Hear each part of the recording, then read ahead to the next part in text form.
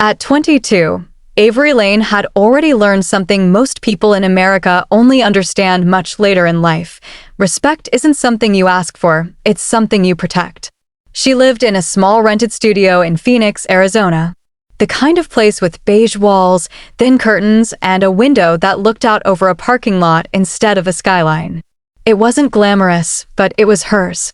Every bill on the fridge, every piece of furniture, every quiet night on that narrow bed, it all belonged to her. And that mattered. Avery worked 2 jobs. During the day, she answered phones at a medical billing office. At night, she stocked shelves at a grocery store that never slept. Her hands were often tired. Her eyes sometimes burned from exhaustion. But her spine stayed straight. She didn't bend for pity. She didn't beg for approval. She had grown up in a house where approval was rare. Her older brother, Evan, had always been the golden one. Welcome to my channel. If you're watching this on Facebook, don't forget to follow the page. And if you're watching on YouTube, make sure to subscribe to the channel. If you enjoyed the story, let me know in the comments below. You can also share your thoughts from the heart in the comments, so I can create more stories based on what you love. The one teachers praised. The one relatives bragged about. The one whose mistakes were forgiven before he even made them. Avery had been the background. Not unwanted, just invisible. When their parents split years ago, Evan stayed with their father. Avery went with their mother. Different homes, different worlds. Evan grew into comfort. Avery grew into independence. They didn't hate each other, but they didn't truly know each other either. So when Evan sent her a message one morning saying, "Hey, I'm getting married next month. You should come." Avery stared at her phone for a long time. No emojis. No warmth. Just a statement. Still, she replied, "Of course. I'll be there." Not because she expected anything, but because she believed in showing up with dignity. The wedding was held at a lakeside venue just outside Scottsdale. White tents. String lights. Soft music floating over water that reflected the sky like glass. It looked like something straight out of a lifestyle magazine. Avery arrived alone. She wore a simple navy blue dress, not flashy, not expensive, just clean and elegant. Her hair was pulled back neatly. No jewelry except a small silver necklace her mother had given her years ago. In her hands, she carried a small wrapped box. Inside it was something she had saved 3 months to buy, a custom-engraved keepsake for Evan and his bride. Not because she was trying to impress them, but because when Avery gave something, she gave it with heart. As she stepped inside the main reception area, laughter and voices filled the air. People moved between tables, glasses clinking, plates being set. Everyone seemed to know exactly where to go. Except her. Avery paused, scanning the room. Tables were labeled. Names written in elegant cursive. Families grouped together. Friends gathered around familiar faces. She walked slowly along the edges, searching. No name. She checked again. Nothing.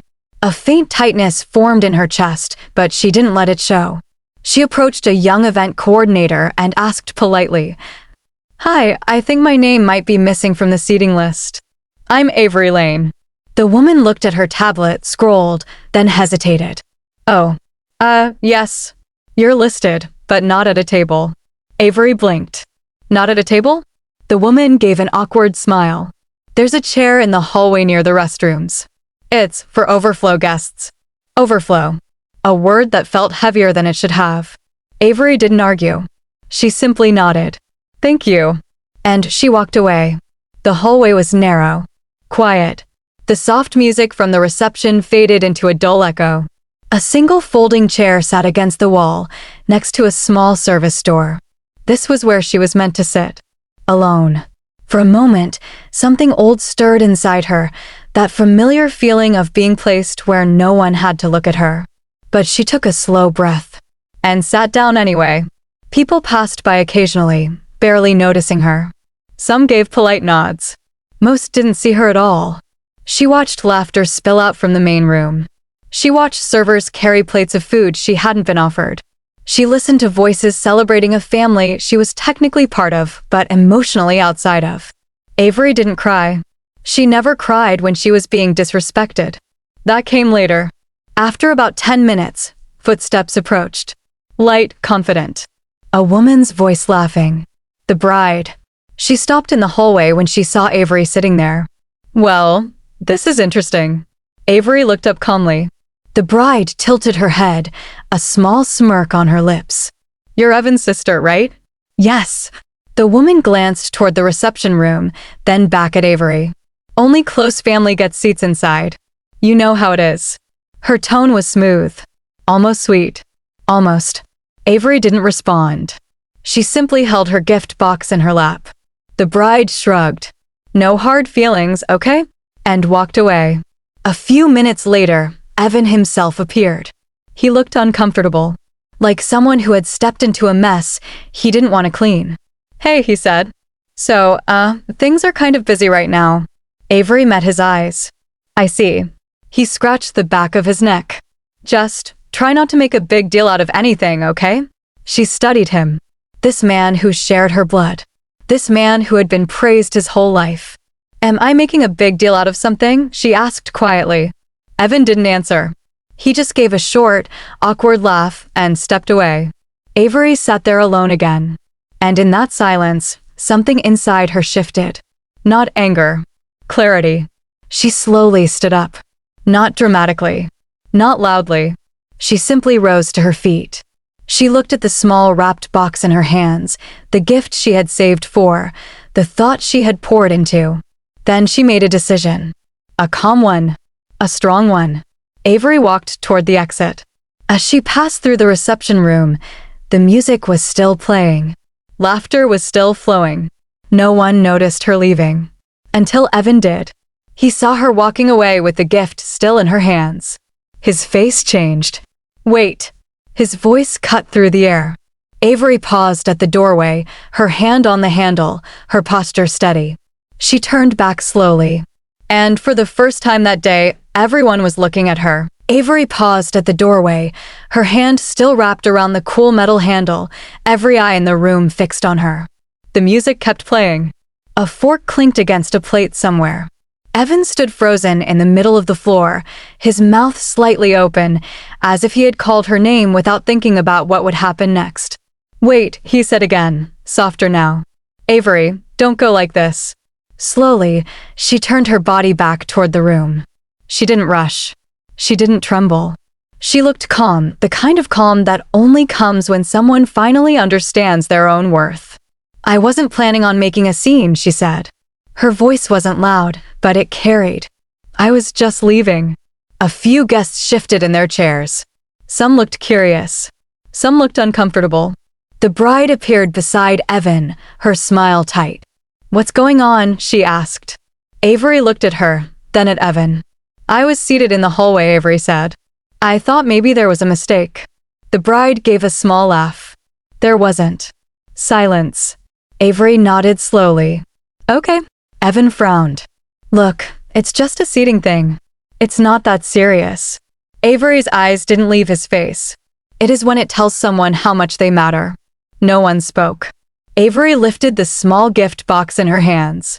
I brought this because I wanted to, she said. Not because I was invited properly. Not because I was guaranteed respect. But because I believed family meant something. She took one step forward. But family doesn't put you in a hallway like you're an inconvenience. The bride crossed her arms. You're being dramatic. Avery smiled faintly. No, she said. I'm being honest. She turned the box over in her hands. This was meant to celebrate your future, she continued. But I won't give something meaningful in a place where I'm treated like I don't belong. And with that, she held the gift closer to her chest. Evan took a step toward her. Avery, come on. You don't have to leave. We can find you a seat. Avery looked at him for a long moment. How long was that option available? She asked quietly. Evan didn't answer. She nodded. That's what I thought. Avery turned back to the door. This time, no one stopped her. She stepped outside into the warm Arizona air. The evening was quiet. The lake shimmered under soft lights. Crickets sang in the grass. For a moment, she just stood there, breathing. Her heart wasn't racing. It felt steady. Right. She walked down the gravel path toward the parking lot. Every step felt like she was shedding something heavy: expectations, old hurt, the need to be accepted by people who never really saw her. Halfway to her car, she heard footsteps running behind her. "Avery!" She turned. Evan stood there, slightly out of breath, his jacket undone, his face tense. "Please," he said. "Don't leave like this." Avery studied him. "Like what?" "Like you're done with us." She considered his words. "I didn't walk out because I was angry," she said. "I walked out because I was clear." "About what?" "About how I deserve to be treated."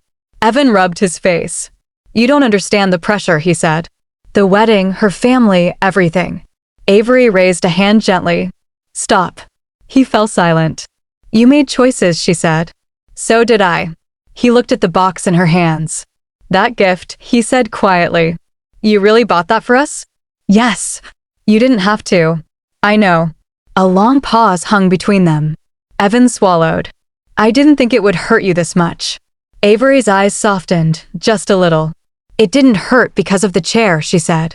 "It hurt because it reminded me of every time I was placed somewhere small so other people could feel bigger." Evan looked away. "I never meant to make you feel small." "But you did." The words weren't sharp. They were simply true. Avery walked past him toward her car. He didn't stop her this time. She opened the driver's door, sat down, and closed it behind her. The quiet inside the car felt safe. She placed the gift box on the passenger seat and rested her hands on the steering wheel. For the first time that day, she felt like she was exactly where she was supposed to be. The engine was still off, but the quiet inside the car wrapped around Avery like a shield. For a moment, she didn't move. She watched the soft lights from the venue shimmer across the windshield. The distant laughter, the music, the celebration, it all felt far away now, like something happening in another life. Avery placed the gift box gently on the seat beside her. Not in anger. Not in spite. Just with intention. Her phone buzzed. A message from Evan. "Please don't go yet. We need to talk." She didn't reply. She started the car. As the engine came to life, something else inside her did too, a quiet sense of control she hadn't felt in a long time. She pulled out of the parking space and drove away from the venue. The road curved along the lake, moonlight reflecting on the water. Her headlights cut through the dark, steady and sure. She wasn't running. She was choosing.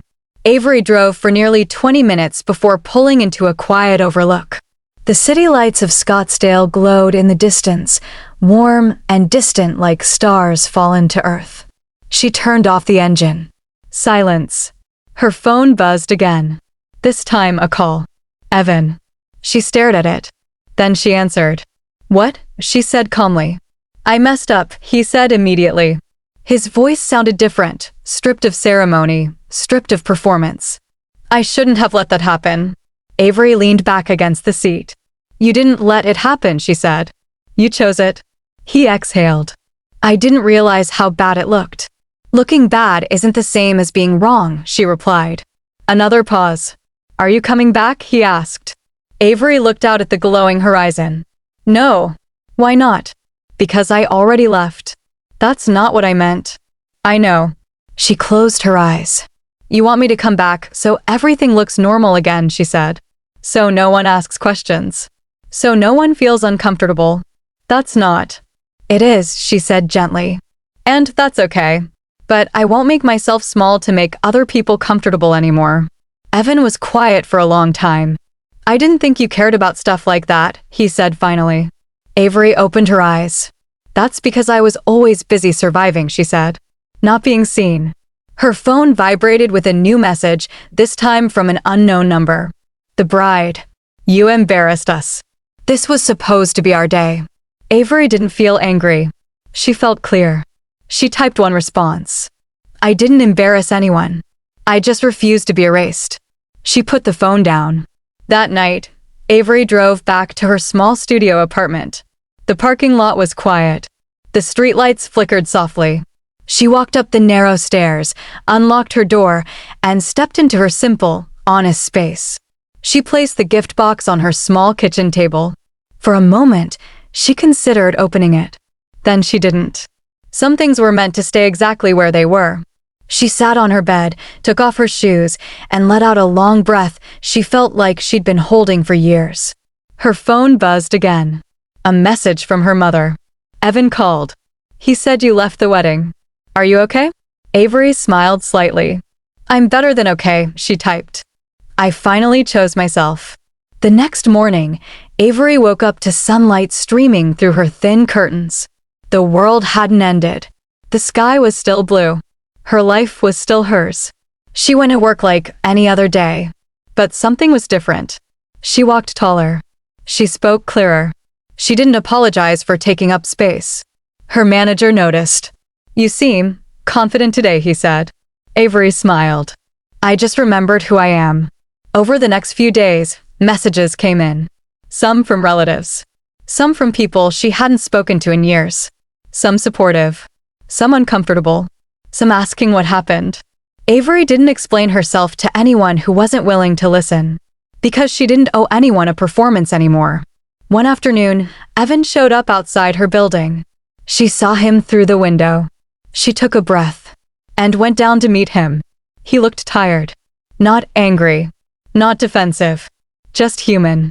I should have fought for you, he said. Yes, she replied. I'm sorry. She nodded. I know.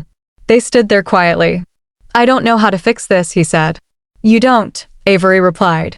You just do better next time. He looked at her. Are you done with me? Avery thought for a moment. I'm done being invisible, she said. That's all. Something in his expression shifted. Understanding. That night, Avery sat in her apartment with the gift box in front of her. Slowly, she opened it. Inside was the engraved keepsake, the one she had chosen with care. She ran her fingers over the words. Then she closed the lid. She didn't throw it away. She didn't give it back. She simply placed it on a shelf. A reminder. Not of pain, but of power. The keepsake sat on the shelf, catching a sliver of morning light, not a symbol of what Avery had lost, but of what she had finally claimed. Power. Not the loud kind. The quiet kind that changes everything. Avery didn't rush into her day. She brewed coffee, opened her small window, and let the Arizona air drift through her studio. For the first time in a long time, her space didn't feel temporary. It felt like a starting point. Her phone buzzed. Evan again. Can we talk? Just us. No pressure. Avery stared at the message. Then she replied. You can come by later. If you're ready to listen. When Evan arrived that afternoon, he didn't bring excuses. He brought silence. They sat across from each other at Avery's small table. The keepsake remained on the shelf behind her, visible, but untouched. I've been thinking, he said, about how many times you probably felt like you didn't belong. Even when you did. Avery folded her hands. I wasn't asking for special treatment, she said. I was asking not to be hidden. He nodded. I didn't protect you. No, she said. You protected your comfort. The truth didn't break him. It opened him. I'm trying to understand, he said quietly. That's all I ever wanted. They didn't fix everything that day. But something did change. He saw her. Not as the little sister in the background. Not as the extra chair. As a person who deserved space. Weeks passed. The wedding became a story people whispered about, but Avery didn't let it define her. She focused on her life. Her jobs. Her future. One evening, she received an email from a marketing firm she had applied to months earlier. We were impressed by her resilience and communication skills. She got the job. A better one. A brighter one. A step forward that didn't require anyone's permission. Avery smiled as she read the offer letter. Not because someone finally approved of her, but because she had never stopped believing in herself. One day, she walked past the shelf and picked up the keepsake. She turned it over in her hands. Then she did something simple. She placed it back. Some things don't need to move to have meaning. They just need to exist. Avery stepped outside into the sunlight. Her life wasn't perfect, but it was hers. And that was more than enough.